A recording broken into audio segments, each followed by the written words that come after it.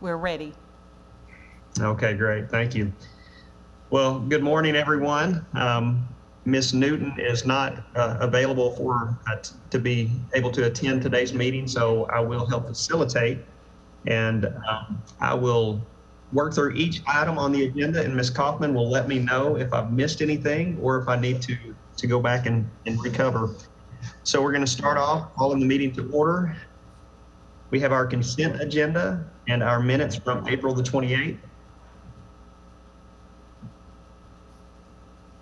Mr. Chair, I move that we accept the minutes and the agenda for today's meeting. Okay, we have a motion. Do we have a second? I'll second. Okay, a motion and a second. All in favor, say aye. Aye. Aye. Opposed? Okay, motion carries. And Ms. Kaufman, it looks like we have in our action item several reports today. So we're going to start off with our Essa addendum. And I believe that is Tiffany Grayer. Thank you, Dr. Jeffcoat. I just want to take this opportunity to introduce Tiffany Grayer. Tiffany is our new coordinator of school performance. She has been working with us in public school accountability, but she has been promoted to coordinator of school performance. So she will be working with everyone to ensure that we have accurate data in our accountability system. And so she's going to give you the latest update today. Thank you, Ms. Kaufman. So our revised addendum to the approved Arkansas Essa plan was released for public comment on May 4th, 2021, and was approved on August 20th, 2021. And so Arkansas does not have 2020 data, therefore that shifted forward by 1 year our school identifications for CSI, TSI, and ATSI based on 2020 data. As far as reporting is concerned, Act 89 of 2021 suspended our school ratings, or our letter grades as most people refer to them as, for our 2019-2020 and our 2020-2021 school years. If the LEA or district tested at least 95% of their students, then their adjusted and their unadjusted scores will be the same on their Essa School Index and school report card. If the LEA or district tests less than 95%, then their denominator will be adjusted by taking 95% of those students that are expected to test. And round that number down to the nearest whole number. In many instances, this will cause the adjusted score to be less than that of their unadjusted score. Sometimes it'll be the same, but oftentimes it'll be less than the unadjusted score. Both scores will be included in the Essa School Index in order to highlight the importance of testing at least 95%. So we want schools to be aware of both scores. As far as our timeline for accountability is concerned, our private viewing of the Essa School Index reports will be open on My School Info from September 27th, 2021 to October 4th, 2021. Users must have a Tri-End username and password to view their My School Info data. The public viewing of the Essa School Index reports will be opened in My School Info on October 15th. Also in October, the Department of Elementary and Secondary Education will notify schools with consistently underperforming subgroups that the schools are in need of targeted support and improvement, TSI. DESE will notify schools that exit comprehensive support and improvement, CSI, and additional targeted support and improvement, ATSI, using 3 years of data, 2018, 19, and 2021. DESE internal review of the school report card will be December 17th through the 31st of 2021. We will communicate with districts on the private review of the school report card January 5th through January 12th of 2022. And the final school report card release within My School Info will happen on April 15th of 2022. Districts must post their final report cards on their district website. Does anyone have any questions? Any questions for Ms. Greer? So Ms. Greer, just to recap the important dates here for private viewing and public reports. So school districts will have the opportunity to look at their data between September 27th and October 4th for Yes, private that's- viewing. That's private viewing for Essa School Index. And Essa School Index will be published for public viewing October 15th. Yes, sir. And then for the report card, we'll be able to communicate, school districts will be able to communicate with the department and private of the report card from January 5th through January 12th. Yes, sir. And then, We open up to the public on April 15th for the school report card. okay, very good. So important dates for everyone to keep on your calendar. Yes. Okay, any other questions? Yes, ma'am. So I guess I'm a little confused. Run this back. We're going to release the school report cards to the public the 15th of October. The 15th of April. What's all between? That's almost time for testing again. What? So we have multiple reports that we provide. So the Essa School Index and then that one-pager accountability at a glance will come out to the public October 15th. We'll go through the report card. The report card is that really long Big thing. document. In January, after everyone's reviewed it, we make sure the data are correct. We go ahead and open that, but we have a state requirement by April 15th. And the reason it takes till April 15th to get the full report card is we have some data that doesn't come in until the very late cycle. So for example, school board hours. That has to be reported on the report card. That's not, their year runs from January to December. So we don't get their cycle pull until February. It's got to be confirmed, validated, and then it goes into the final report card. So you're getting 3 reports. You're getting the accountability at a glance and the full Essa School Index, October 15th. In January, you'll get the majority of the report card, and then you get the remaining last data points by April 15th. So if, let's say, North Little Rock Chamber of Commerce Education Committee wanted to be able to look at all this, how would they go about that? To kind of look at what's going on in the district schools? So October 15th, they'll be able to open up My School. They can go to My School Info any day. Do they have to have a password? No, ma'am. Oh, Open okay. to the public. They can go there right now and look at all the past reports. They can see all the past report cards, but on October 15th, they'll see the 2021 data and be able to look at it and have those conversations, as Tiffany was explaining, about adjusted and unadjusted Right. based on the number of kids that actually tested. So maybe would there be somebody from this agency that might be able to help people look at that if you had a community meeting? Absolutely. I think it's important that sometimes nobody ever, I mean, I've tried to get on, it's too complicated for me. No, it's easy. But, you know, I think it's, in today's world, it's a very good opportunity for communities to have the discussions about where their schools are going.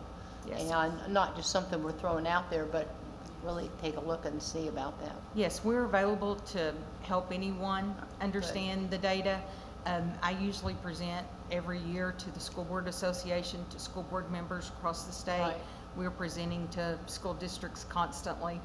So yes, we'll have videos on our webpage, lots of communication tools to help. Super, super. I just think it's getting to be more and more important for community people to understand what's happening in their school systems.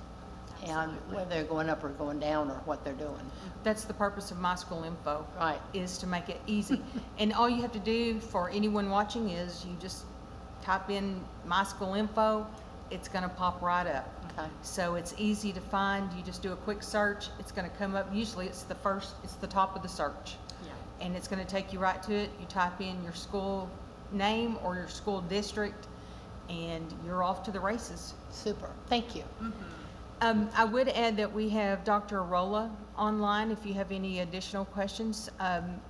We really have to brag on her team as well because we are right on time with our timeline, which makes us super excited. Arjit Sarkar's team has got things loaded, so we're building the training videos and the commissioner memos to get ready to make that public release by Monday. If we get it done the day early, we Always be will. commended. You do a great job. Thank you.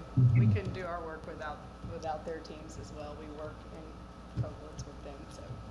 So I just had a quick question about the notice of needing improvement. You said that's going to go out in October, Yes, ma'am. and it's based on 2018, 2019, and then 21. 21, yes, because Okay. we had that skip year where we didn't Right. do assessments, so. And Oh, my- I'm sorry. Well, we had the year, the 1920 year where we didn't have the assessment data, or 1920 or 2020 year where we didn't have assessment data due to the COVID-19 pandemic. And that's what our addendum did for us. It gave us permission, because in our Essa plan, it says that we will use 3 years consecutively, and we skipped a year because we didn't have data. So that's why we had to complete the addendum and have it approved by the U.S. Department of Ed, so that we're publicly making aware that our 3 years are 18, 19, and 21. Which also pushes then our new identifications a year forward into 22.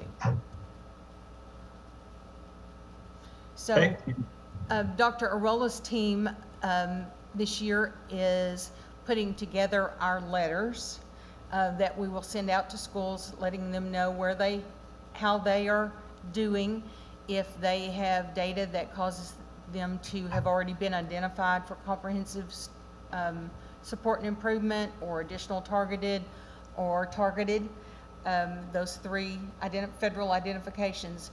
The letter will go through all of that information. If your school district doesn't get one, obviously, you're not in any of those groups, but the letters will identify those schools and communicate kind of where their standing is in the process, how closely they're moving to exit. The letter will also address the state requirement of literacy reading scores at the district level. So if your district has 40% or more, 50% or more of students in need of improvement in reading, the letter will also address, hey, you've got to have this noted in your school improvement plan, you've got to do a district support plan, and the district support team will be reaching out.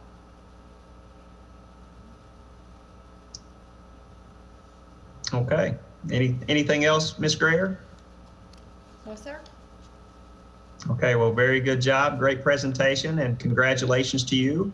And we have no doubt you'll do a great job. Thank you so much, Mr. Jeffcoat. Ms. Kaufman, do we need to approve the presentation? Okay. No, sir. No, sir. Okay. It's just if you have questions or you need us to do something, just let us know as we go through. Okay, great. If Go you ahead. don't mind, if we can jump over to Dr. Arola just to see if she's been running the data. We're getting ready to post out our Essa School Index for schools to review to make sure everything looks right, pages all loaded correctly, all of those things. Dr. Arola, just some high-level overview of what you've observed from the data. We did provide some information regarding 3 years comparison, but it was a very interesting year doing 2018, 2019, and 2021. And you will find that this year, 2021, we do see at the school level some of our percent testeds falling below 95%. So I'm excited that we had already planned to make sure that both the adjusted and unadjusted quantities will be available. That'll be really important for schools to have conversations around who was tested, who wasn't tested, how do we use this information responsibly and well to meet the needs of our students. And just a shout out to our team who we thought modeling a skipped year of data, that was easy, but when you're actually dealing with a skipped year of data, it gets pretty complicated. And so I'm excited that we were able to get it done, that we were able to do it in a way that we feel comfortable and confident in the values that are coming forward. We're looking forward to hearing the questions that come up during private review. And also very thankful that Arijit and his group were able to do what they needed to do to handle the fact that these 3 years aren't 3 consecutive years. So at a high level, really take a look at and pay attention to where you have kids who haven't been tested and what might that mean in the way that you understand your results. And I guess my big thing is make sure that if you're trying to compare things, look at the adjusted values, because the unadjusted values are definitely impacted by who tested and who didn't test and may not lead you to very. Bed's on.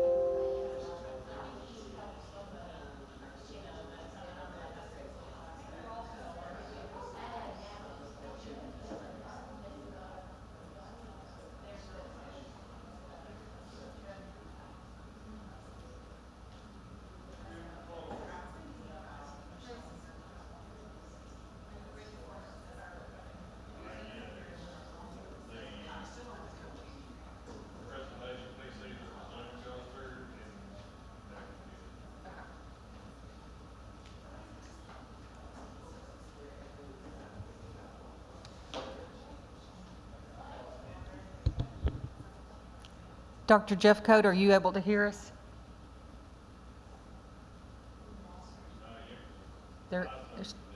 Okay, your Zoom's dead.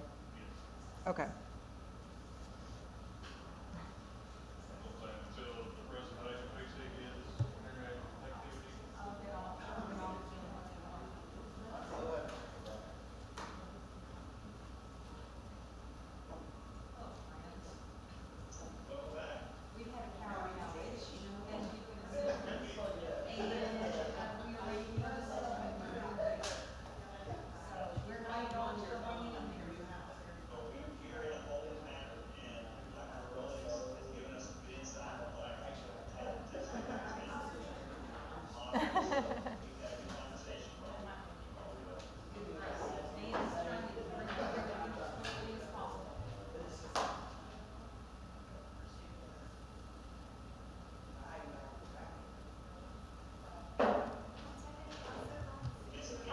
How's your school year going? She's doing great. She started how about Mallory?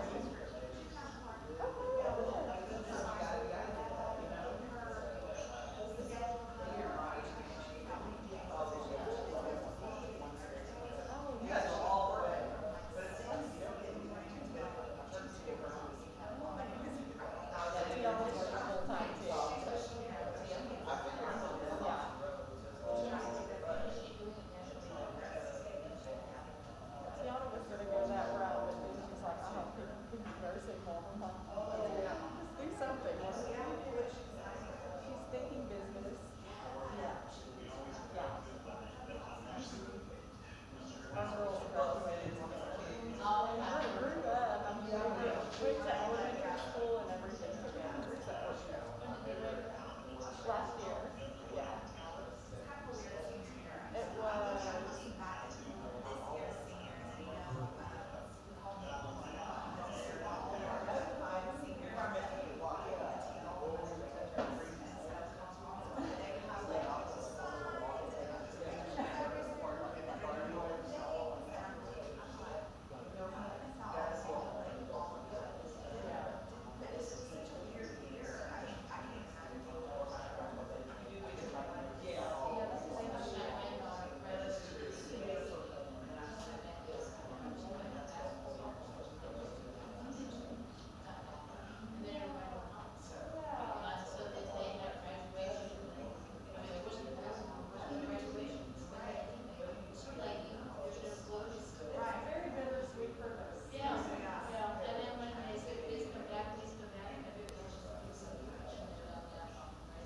Me too.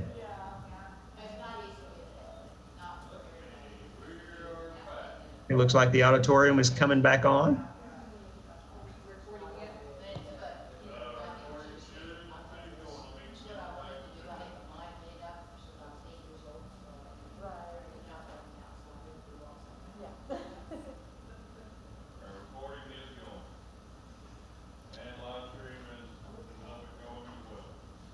All right.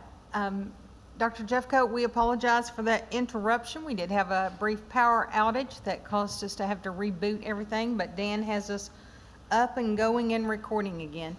And I believe we were in the midst of Dr. Arola giving us just a quick overview. And Dr. Arola, do you remember where you were, or you want to just hit the high points? I know y'all had a brief conversation, but for our members here. Yeah, Dr. Jeffcoat asked a really good question, and that I realized it is important to understand who is missing from your unadjusted values. So the two values that you'll see that are the Essa school index, adjusted and unadjusted. And then weighted achievement is the other value that's impacted by, we adjust it when you don't test 95%. And because this year we had a number of schools that had subgroups and even their all students group not test 95%, it's very important at the school level that as folks are looking at their scores, particularly the unadjusted score, they need to be mindful of who is missing from the data. So who didn't test? Because it varies, it appears to vary. Well, we know on a broad scale in terms of subgroups, it varies from region to region which groups had more kids missing from testing. And so at the local level, if you know who's missing from testing, that information is really important to keep in mind as you interpret performance. So the example I gave is we do have a number of schools whose students with disabilities group did not meet the 95% tested. And so you have to ask yourself when you're looking at your unadjusted score, who's missing and what type of performance have they had in the past and how might they have impacted the score if they were tested. That is something that we really pay attention to in analyzing data in data science, is who is missing and who is there and how does that impact the meaning that you make from the information. And I also had mentioned that we were really thrilled that growth, we were able to run the growth models. We were able to stay true to the growth models that we have run in the prior years, which of course is really, that was really important to us. We did look at some subjects with different models, but in the end, the model that we have been using is a very strong model because it takes into account that the kids start at different places. Their prior history is different. And it also takes into account that they grow in their learning and their achievement in different ways. And that seems to just be really serving us well as a state. So those growth metrics are going to be very important for schools to take a look at and to understand, are students progressing in learning, even if they're not meeting, the pandemic was a tough one. And we do have kids who didn't make enough progress to stay on grade level or enough progress to make it to the next grade level or exceed the next grade level. And so looking at that growth and making sure that they're still making progress and accelerating their learning, that's going to be critical. So if you don't see kids accelerating in their learning on average, then you want to ask a lot of deeper questions. But we're super confident in the growth scores and the information it will bring you, and excited to be able to, that it has worked out so well. Thank you, Dr. Rolla. One thing that I would just add is every year at this time we come to you and we talk about our Essa School Index. While it is our part of our accountability system, and we are very confident in the strength of our accountability system, as has been proven through this pandemic, that our accountability system was strong enough that we could continue to follow it without adjustment. The only adjustment making, we skipped a year of data, but it's very strong. U.S. Department of Ed recognizes that. But we come at this time every year saying this is a time for communication. It's a time for communicating with the student about their progress. It's a time for communicating with parents about students' progress. But as Senator English has described, it's also a time for communication with the community. What do we need to do to move our school forward and to strengthen our district? So continue to encourage students to participate in assessment. We really need 95% tested so that we have a good representation of students as we make accountability decisions. But the most important thing this year are the conversations. What do students need? What does the school need? How does the district need to allocate and reallocate resources? What are we learning this year that needs to be sustained? What are the things that we've learned that we need to let go of? Not just that we're remediating kids because they may have had lost instructional time, but that we're making a plan to accelerate those students. So this is a time for real conversation, real planning, real thoughtful problem solving about what we need to do as schools to move forward. Now we have ESSER money And that kind of leads me into our next agenda item, which is we did request a waiver for federal funds. And as you know, part of our approved Essa plan is the contract with the U.S. Department of Ed for federal programs, Title I, Title II, 3, 4, 5, and so on. And so the U.S. Department of Ed gave us an opportunity for a waiver to extend federal year 2019 monies for an additional year. And that we were discussing this morning about why do we need that? I know school districts have ESSER funds that they're expending. They've done a really good job of continuing to expend their Title I funds. Most of their Title I funds are people that are providing interventions, so they've done really well with that. Programs like Title II have been challenging. 1003 has been challenging because a lot of that money is put toward professional development of teachers. And as you know, during the pandemic, a lot of professional development was canceled or it's been via Zoom. Therefore, the money that they had budgeted for travel, for attendance, registration for things, the cost has not been as high. And they're going to have to reallocate and rebudget, replan some of that money. The U.S. Department of Ed is giving us an extra year on that one pot of money. But school districts have to get caught up because the U.S. Department of Ed won't continue to give us these kinds of waivers with federal funds. They'll expect us to get it reorganized, get it together, and start making a plan.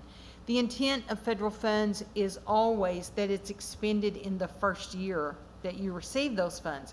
And that's really what should be happening. We shouldn't have to have too many conversations in the second year, even though they are 27-month funds. The intent is to use them in the first year with the kids or the teachers that they're identified for. So that's what we'll try to get back into our positive behavior. Any additional questions?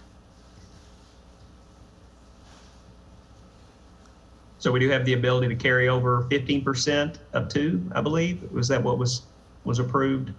Yes, it's on Title I. We were able to allow more carryover in Title I. But for FY 2019, all federal programs, we were extended an additional year. Okay. That's great. Any questions? Okay, very good. Well, thank you. Thank you. And so now we'll move to the assessment update. We have Rachel Horn and Sherry Baird.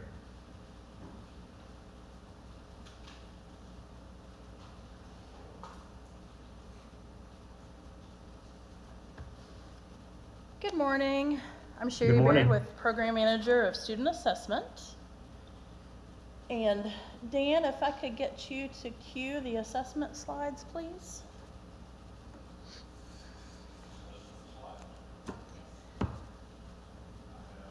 Assessment updates is called.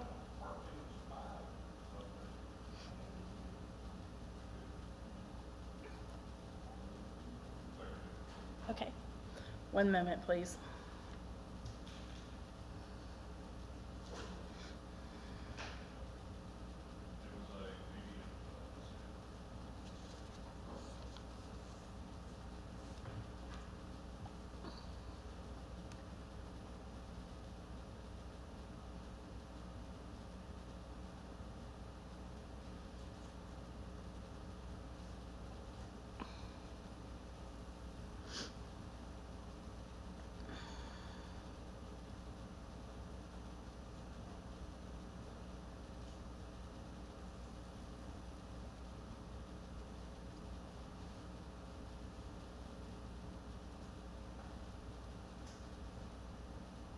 All right, and if you'll move to the graph. Okay.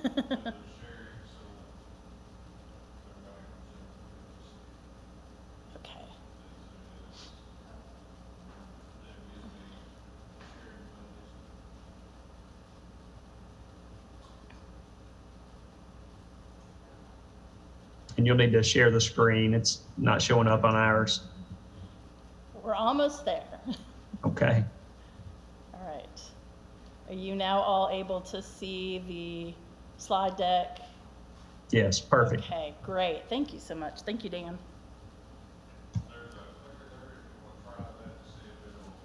Okay. All right, great. Thank you. So if you were with us in April, you may remember that we presented a graph to you, and it was a partial graph of our tests completed because we were mid-testing back in April.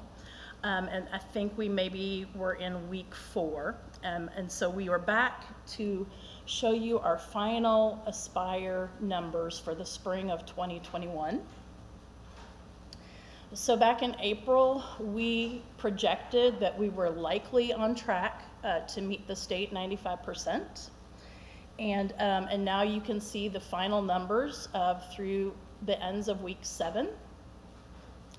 And just as a reminder that these numbers represent all of the tests taken for students in grades 3 through 10, and that each student is required to take 5 content assessments that consist of English, writing, reading, math, and science. And so when you see that 1.4 million, that's that number in totality. You'll also notice that between weeks 1 through 7, you see significant jumps in number of students tested between weeks 1 and 2, and 2 and 3, and then even 3 and 4, and then the numbers start leveling off. The Office of Student Assessment communicated with districts and highly encouraged them to test early in the window. And this is what you're seeing there, so that if they did need to make pivot changes, if they needed to quarantine, this would give them ample time to test, as well as to continue to reach out to families to get makeup testing completed. And so, how did we do? You're probably wondering. So let's look at our final state participation. So while the 2021 academic year was significantly impacted by COVID-19 pandemic, we did test approximately 97% of Arkansas students in grades 3 through 10 in each subject on the ACT Aspire assessment. So the 97% participation rate in summative assessment is a testament to the diligence of districts and district test coordinators in proactively establishing safety measures for students and communicating closely with families. And our assessment team wants to express immense gratitude to both our districts and families for the partnership that we experienced during this time. And we also want to share support in the school as we work closely with DESE Family and Community Engagement Team and the DESE School Performance Team in helping us meet this goal as we supported schools. Now let's look ahead to the changes that are coming up with assessment. So you may have heard that we will be soon sunsetting the ACT Aspire assessment. So last winter, DESE received word that both the ACT periodic assessment was going to be moving to a new platform, and that also they were going to be halting development on the ACT Aspire assessment itself for our summative assessment. So in response, DESE has been working with a educator focus group to both research possible assessments that are out there, as well as provide feedback to the DESE team about criteria that they would like to see in our next future assessment. And so let's take a look at what the stakeholder groups have been working on. And I know we've got Dr. Denise Arola on the phone with us today, who was one of the 3 individuals that helped lead this work. So Denise, feel free to jump in at any time to offer some additional commentary about this work. But this work has been led by, as I said, Dr. Denise Arola and Crystal Brashears from the Office of Innovation, as well as Hope Worsham from our DESE team. They had invitations were sent out to 54 educators to be on this focus group, and 28 of them were able to meet the commitment of attending the meetings and were on this committee. So far, they've met about 4 times over the course of the last couple of months. So in early July, they had an online meeting where they got some information about assessment literacy, what all possibilities were out there. They studied with some of the other state models to see what other states were doing, and kind of laid the groundwork of what we want to see in a future assessment. On July 21st and 22nd, we had an in-person meeting at a hotel where we had vendor presentations come in and present to the focus group. And the intent was not to pick a specific vendor, vendor A or vendor B, but to hear from many of the big vendors and what all is capable out there, what all products are out there, and just to kind of build our knowledge base so that we might, as we were kind of giving input into what we desired, there might be some things that, appealed to us, or we thought, hey, that's something that's really important to our educators that we want to see in our future assessment. July 23rd through August 30th, we had content subgroup meetings, and I'll talk more about those here in just a moment. And then on August 31st, they've had kind of a final meeting to synthesize some of their ideas and take suggestions to DESE.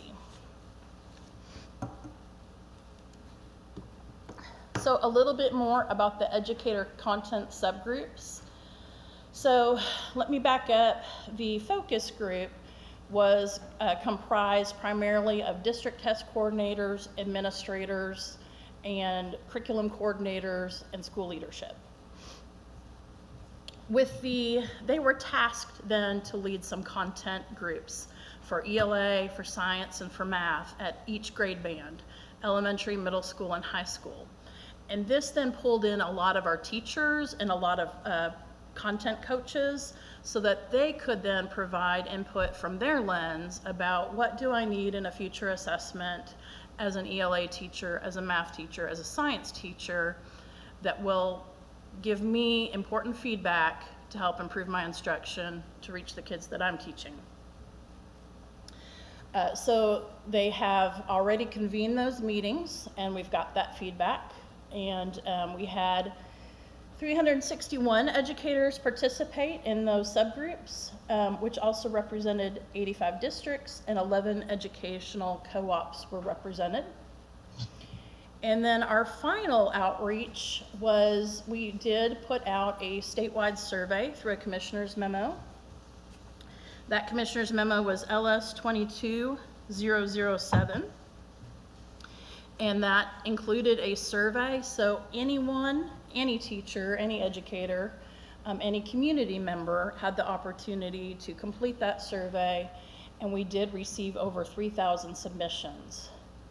And so Dr. Arola and Crystal and Hope have then been compiling the input from the focus group, the input from the content committees, the assessment team has been giving input, our leadership team here at DESE has been giving input, and to see what criteria has kind of risen to the top as far as what is important that we want to include in our next assessment.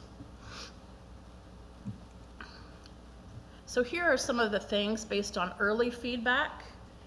Of course, we want an assessment that's aligned to our Arkansas academic standards. That's what we're charged to teach, and that's what we want to know, measure that students can do.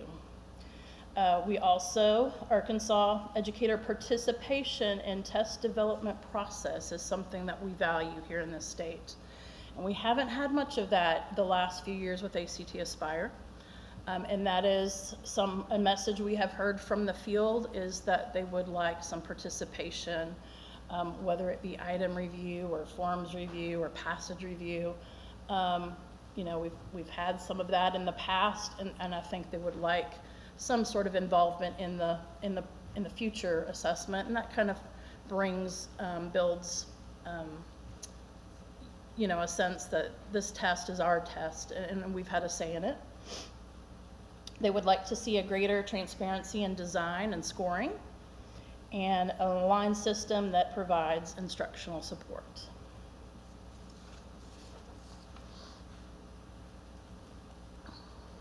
Sherry, Yes. could I, if you go back to that, that last slide, I do want to acknowledge that that second bullet is really an interesting one, because everybody remembers the days when we were able to actually like do everything with the test development process. It was, a lot has changed in test development. And one of the things that is true now is that there are a lot of different vendors who have enormous item banks that have been written by folks who are trained in item writing. And so Arkansas educator participation in test development process could range everywhere from making sure that we're part of the process and building the test blueprint. Which of the standards are the essential standards that we want to see tested and how often and to what degree? Another part of the participation that our educators could be involved in is vetting existing items that are high quality items, but looking at their alignment to Arkansas standards. And then also combining that with some item writing that actually happens by Arkansas educators as it goes into a field testing process.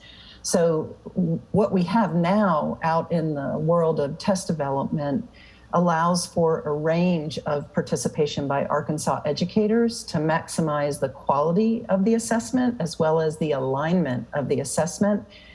And that in turn really impacts the validity of the information we get from that assessment. So I just wanted to point that out. And this idea, the bottom bullet, the aligned system that provides instructional support, one of the things that a lot of people are recognizing is that we want to know how to support kids from the very beginning of the school year, but we want the information that we get at the beginning of the school year to have some alignment and connection with how we summatively assess how we've done and how our kids have learned over the year. And that was a really strong point that was carried forward. And there are different ways that the focus group was able to see how this could happen. And I was super excited that they were able to move away from this idea of a single vendor who has this to this is the ultimate system that we want to see for students and educators and families in Arkansas. Thanks for letting me Of course. jump in.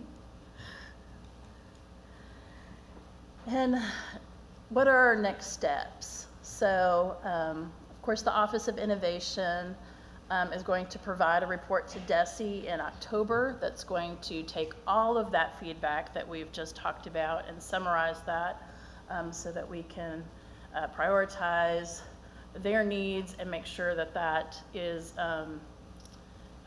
included in the RFP.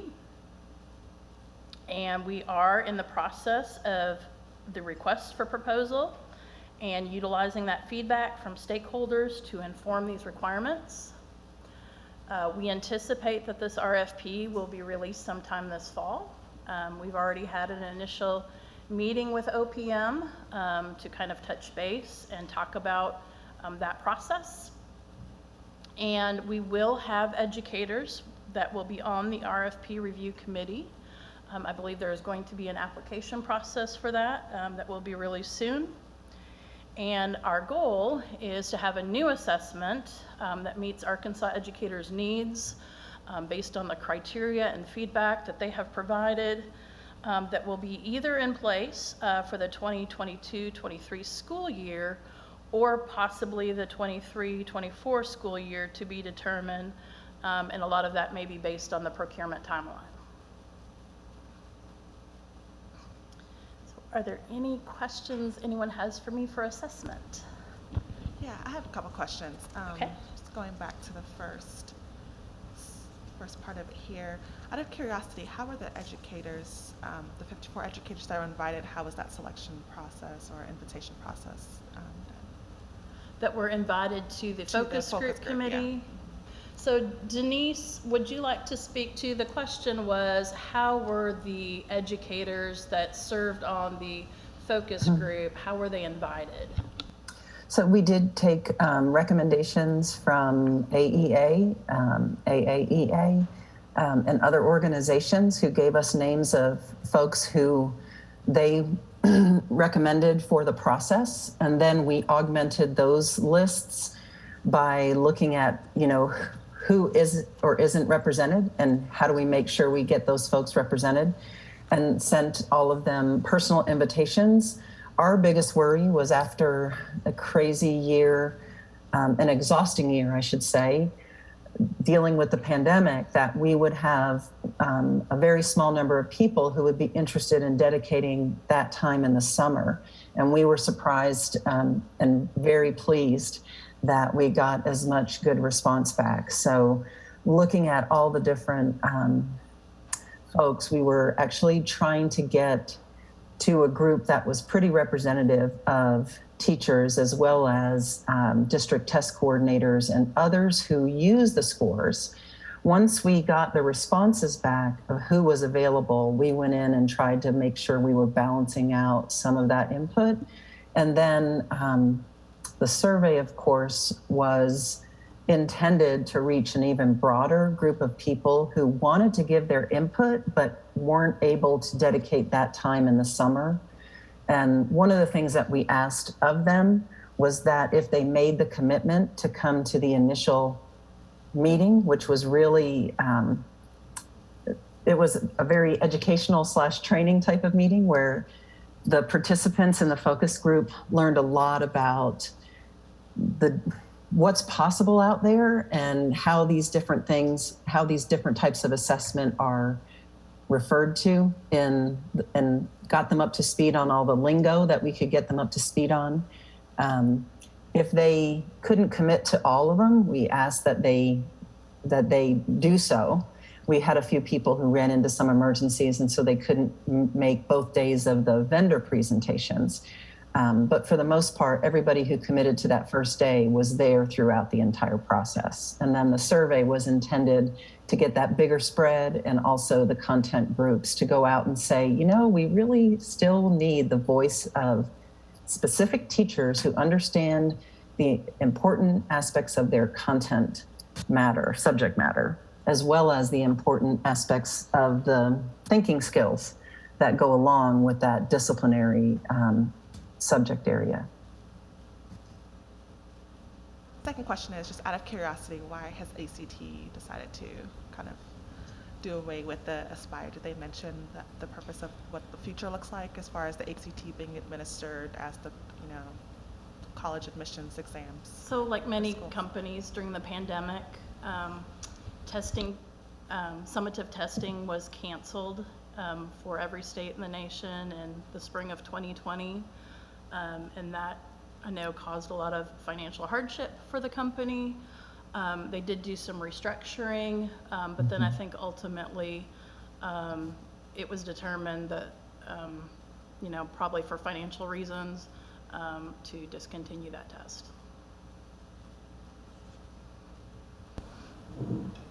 Okay, any other questions for the assessment update? So I have a question, Senator English. I guess I'm the ACT Aspire. Are we one of 3 or 4 states that uses that? So we are the only state that uses it in grades 3 through 10. There are some other states, I know, for instance, Wisconsin is one that uses pieces of the Aspire, like I believe they use it for 9 and 10 only. Okay. And there might be a couple other states that use it for some of their band for their accountability system, but Arkansas is the sole state that uses it for grades 3 through 10 for our accountability system. So as we're looking at all of the different kinds of testing and tests, are there, well, you just talked about vendors, and are there vendors out there that do that, that have test programs all across the United States? I guess I'm wondering, are we going to develop our own system here? Will it be recognized? It may be wonderful, but will it be recognized? And I don't know the answer. I mean, I'm not sure exactly what I'm asking. So for a timeline of 22, 23, am I right? 22, yeah, 22, 23, it wouldn't be something that we developed from scratch.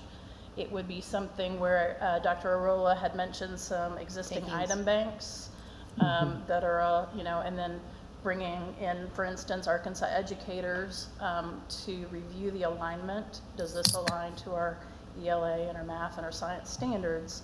But it would be already utilizing high quality items that exist. So let me jump in here for just a second. Good morning, Rachel Horn, Director of Curriculum and Assessment. There are a number of options when we think about summative statewide assessment. A custom assessment where it is created by the state is an option. When we consider those types of options, there is a significant time commitment to the creation of a state assessment that is completely custom. On the other end of that spectrum, we have an off-the-shelf like ACT Aspire that we really have very little input on, but it's ready very quickly. And so our goal is to consider all of those balancing factors, and we want to take the feedback from our educators to make the best decision we can that balances those different considerations out.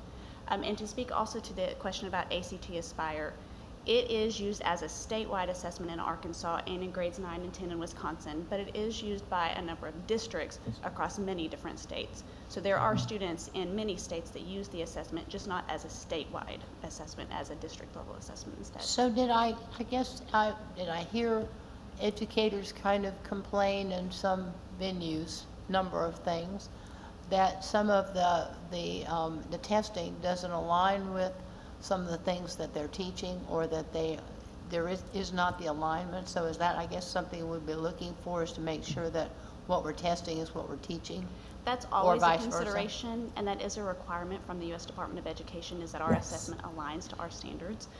You may recall a couple of years ago in 2019, we conducted an alignment study of ACT Aspire to Arkansas academic standards, and we did find that there is a large alignment. We had a few concern areas. We've been working with ACT since then, and we've been able to identify a couple of things that needed to be addressed, and we've been working to address those. However, that alignment is always a priority because we do want to make sure that our assessment is aligned to our Arkansas academic standards.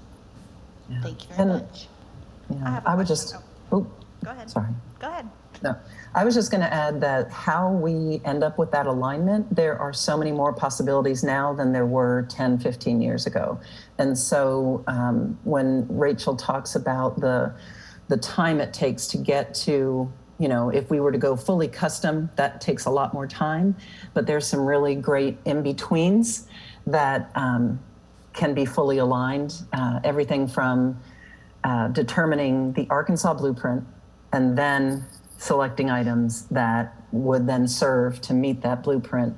The possibilities among vendors are so much more than they have been in the past, and also including the possibility that vendors might work together to provide the full set of service that would be listed in the RFP or the request for bids. So it's a little bit different of a landscape than it was years ago, and that's a very exciting thing. It means we could really come out of this with something that meets the needs of our learners, meets the needs of our teachers and school leaders, and really gives us information that helps us move the needle for everybody. If I could speak also to your earlier question about the ACT, I perceived you to be asking about the ACT at grade 11. At this time, we do not know of any changes that will be made to that specific assessment. And we do know for ACT Aspire, a lot of those Aspire items, as Sherry mentioned, are being transitioned to a new platform. And so they won't be available as we know them. So many of those items will still exist. They just won't exist on the summative assessment test forms as we know them. Yes. Okay, any other questions? Oh, I think your Another microphone is question.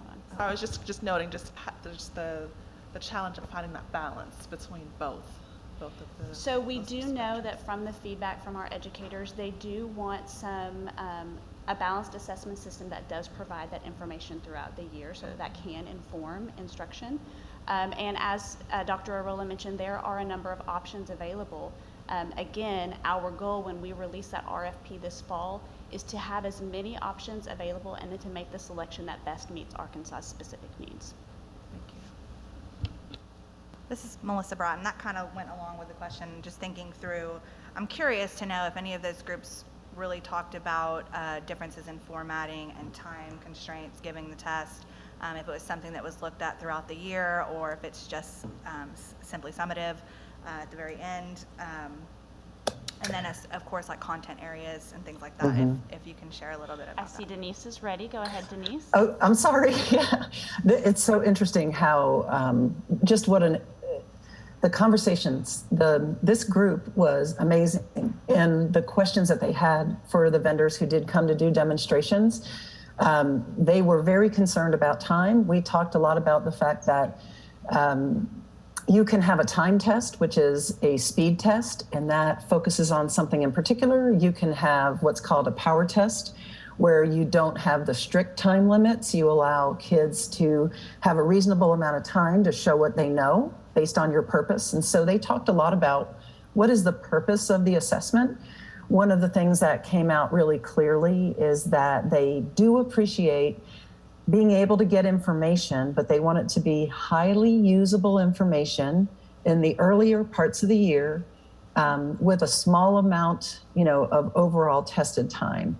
And that when it comes to the summative piece at the end of the year, the survey showed that folks were landing somewhere in the total of no more than 5 hours of testing, but there are also a number of folks who said, we want to do what's necessary to make sure we get valid and reliable information from the scores. And sometimes time is one of those factors, right? So if we give kids the time it takes to demonstrate what they know, we get better information in some cases. So that was a big part of the conversation, was just discussing, there's a lot of different test designs as well that can help teachers get really useful information early on in the year that help them to figure out, where do I need to meet this child? Does this child need to accelerate? Does this child need to move beyond, extend beyond grade level so that they continue to show growth? And so the possibilities, this group really took format, they took the presentation of items, they took the interface very seriously. They talked about some of the issues they have with younger kids getting onto an assessment and the interface that assessment has. In the content area groups, there was discussion about presentation of items and types of items and exactly what content at what grade levels. And so these were super rich discussions that were really attending to what is possible and what will serve the purpose best. And then, ultimately that request for bids will be challenging vendors to meet us and see what they can put forward that can do it. Maybe premature, but are y'all hearing from vendors that might be able to provide these types of opportunities that are already kind of available, or are you still kind of waiting to hear something that? Denise, I don't know if you want to answer that one or not, but on that July 21st and 22nd date, we did have 5 vendors make presentations. And again, like Sherry mentioned, the purpose of that meeting was not to identify which vendor do we like or which assessment do we like, but what characteristics or what features are available in an assessment system that we feel like would be important for Arkansas. And so we do know that there are a number of options, again, just like Denise mentioned, that may not have been available in the past that we now have that we can choose from. And so I am very confident that we have some really good options for our state, and I'm grateful for the feedback that our stakeholders have provided. I concur. Okay, any other questions? Well, it's definitely an exciting time. This looks like we are definitely moving in the right direction. And to echo Senator English's comments on ensuring that we're assessing what we're expecting our teachers to teach, it's a vital piece to this. So I appreciate all the effort, all the hard work that is going into to the selection process and developing this system for what we're going to look like in the future. So thank you all very much for your presentation. Thank you. Thank you. At this time, we're going to transition to our next item, and we have Ross White, who was at the Guy Fenter Co-op last week and did a phenomenal job with his presentation. He's going to present the Perkins 5 report. Good morning, Ross White, the Director for the Division of Career and Technical Education, and this is my first time in front of this committee. I believe the last time y'all met, I was about 2 days shy of starting with ADE here, and so I just wanted to kind of introduce myself. I know most of you on the screen I've met and know, but there's a few of you that I have not, so I guess I'm about 4 months in, and so hello, thank you for serving on this committee. I know it's an important piece of the work that we do. So today I'm going to provide just a little bit of an update on Perkins 5. There's not a lot of update. I know when you all met back in April, there was quite a bit of conversation kind of alluding to the impact that COVID has had on Perkins, because obviously Perkins reauthorized in 2018 and 2019-20 school year was kind of our instrumental start year, and then we had a pandemic start, so that was great, and trying to roll out a new set of indicators. So we've really bragged on Denise and her team, and I think James was on here earlier. They do a lot of phenomenal work for us, and they did a lot of work from what was presented in April to you all as well, and helping us kind of adjust our performance indicators as we move forward after or still living in the world in the era of COVID. So there's my lovely picture, but we'll move on from that one. So I've got 2 updates for today. Our Perkins Advisory Committee that we have formed, and then some policies and procedures, and I'll kind of explain what those were about. So the first piece is under the federal piece from Octave with Perkins 5 is our districts are required, our local LEAs that receive funding are required to have regional advisory councils. And those serve a great purpose, and really, in my opinion, that's probably some of the most important pieces of our work, is that we've got to connect with business and industry and have those conversations about what it is that we need to be doing, what our schools need to be offering. And that work started pretty early in what in our Perkins 5 planning and transition, and what schools know as the CLNA, or their Comprehensive Local Needs Assessment. But as a state, we identified, well, we kind of need to have an accountability piece there as well in the actual plan that we're writing. So we have developed a Perkins 5 Advisory Committee, and its purpose is just to have us continually reviewing our Perkins 5 plan and working together to make sure our implementation is what we say it is, and at the same time that we're meeting the workforce needs, and then aligning with our Essa plan and the pieces that we spoke about a lot here today. So there's a lot of work happening, and this group is actually having their first meeting. I believe that's next week, but really our piece is to really make sure that we're aligning our work with those workforce development needs, that our high quality programs are meeting that high skill, high wage, and in-demand careers. And then obviously the committee as a whole in that inaugural meeting we're going to have is look at other things that we feel might be appropriate to our Perkins 5 plan. So we kind of have our spelled out dates, our first one being next week, and it's going to be virtual to start with, and hopefully we'll be able to get to some face-to-face once we get going, but planning quarterly meetings to really focus and make sure that the work that's in our Perkins 5 plan is continuing the way that it is spelled out. Just to give you a little idea of what our makeup of our committee is we have internal and external. Obviously the internal, we have a lot of our staff from DCTE that's involved with that. We also have from Ms. Kaufman's team, Public School and Accountability, Denise and James, as I've mentioned, they're such an important piece to us. And then we've also included the Office of Skill Development, because obviously we work so closely together in what we do with our secondary career centers. From the external side, we've got some district leadership on it. Arkansas Association of Career and Technical Educators, we have their president on it. The Arkansas Association of Educational Administrators, we have a member from them as well.